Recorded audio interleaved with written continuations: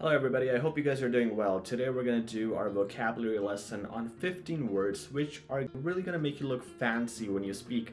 You know, you need these fancy words when you're in gatherings with people who you want to make an impression on. You're in a job interview, you're in a formal setting, or you're with someone who is just so smart and you're in this smart, intelligent people's gathering. You want to sound a little bit fancier than usual. This is not your friends, this is not an informal setting. This is some place or someone who you really need to make an impression in front of, and if you use these words instead of your common words, not only will it help you in those settings, but it will also help you if you're doing your exams. So let's get started. The first word for today is accolade. Accolade is a good replacement for the word award.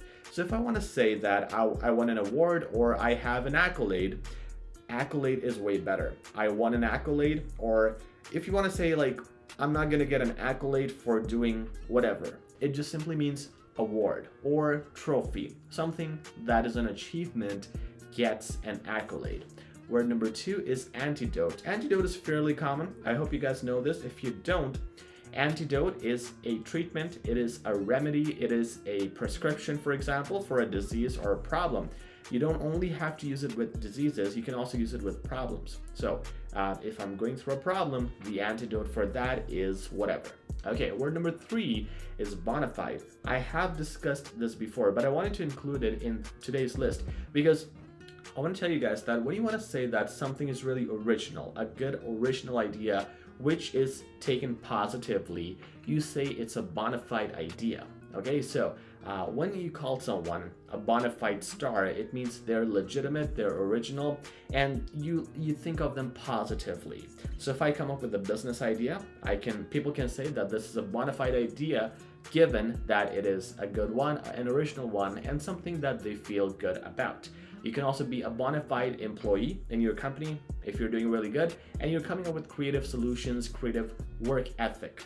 And the next word is charisma. Once again, a common word, but what I mostly hear very commonly from immigrants is, or people who don't have English as their first language, is the word charming, which is okay. But charisma, I rarely hear that from our students. So guys, if you don't know what charisma means charm. Okay, so if someone has charm, they have charisma. It is the charismatic personality, which is the same thing like attractive personality. Very good word to use as well. The next word is epitome. Epitome is the peak, the best, the top, the example that you want to follow. So if I say that Dwayne Johnson is the epitome of success, because he is so successful really, that means he's the example of success that I want to follow. I want to look, I want to emulate that, and that is another word, emulate. Emulate also means you want to copy or imitate that person. So that person is the epitome, and it's always epitome of success, epitome of ethics, epitome of focus. This person is really focused, so if I want to learn focus from him, I'm going to do that because he's the epitome of focus.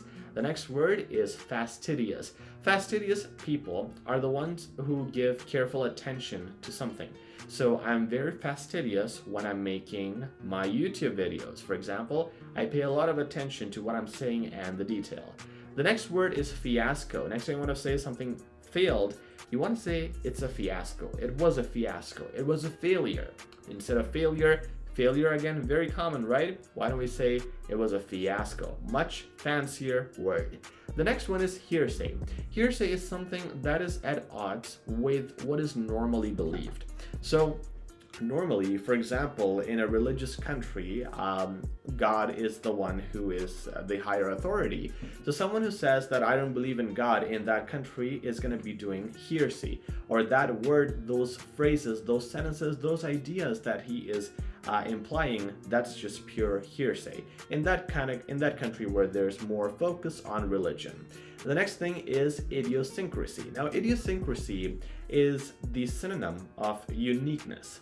If I want to say that this person is really going to be successful because he has uniqueness in his business attitude, I can say that he has or she has idiosyncrasies in their business attitude, business mind. It means that unique ability that nobody else has.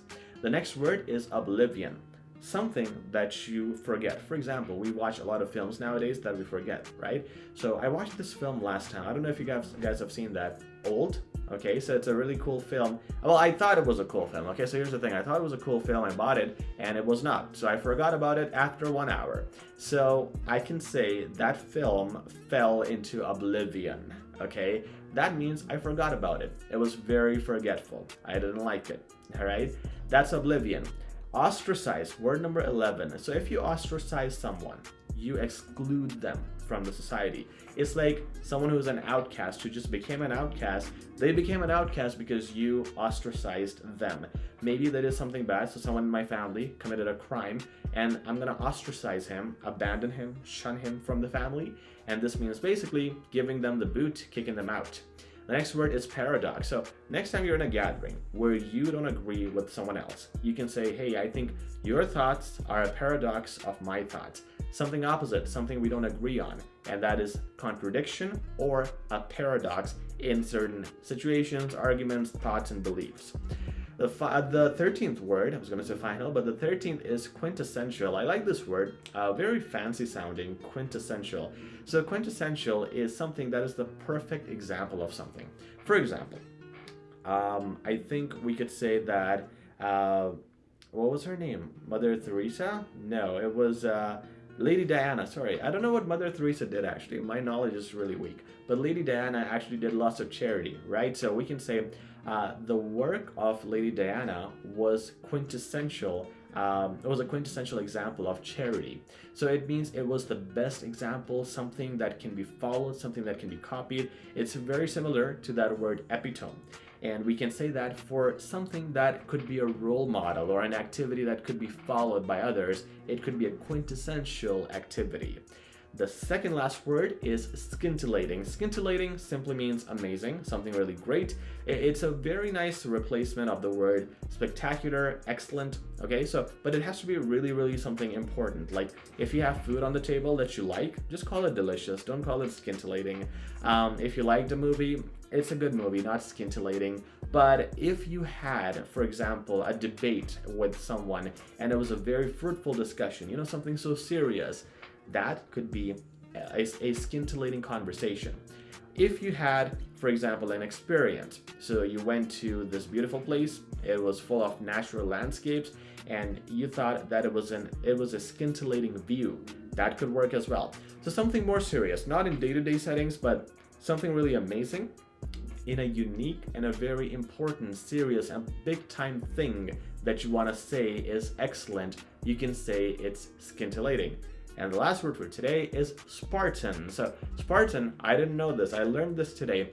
Spartan, you must have seen the movie, right? Those warriors from the past. And they're really brutal warriors, really serious, and really people who focused on the war and nothing else. So the word here, Spartan, can also be used with people. So you can call people Spartans when they are minimalists or they're simple people. Simple people who are not trying to get into luxuries, who are not trying to make things complicated. They're just simple, minimalists, living by their means, and just you know, focusing on the important things in life, not really going after luxuries, basically. So you can call that person a Spartan, very similar to those warriors who focused on just living by their means. Also the war, but in nowadays, in today's world, you don't call someone who's a warrior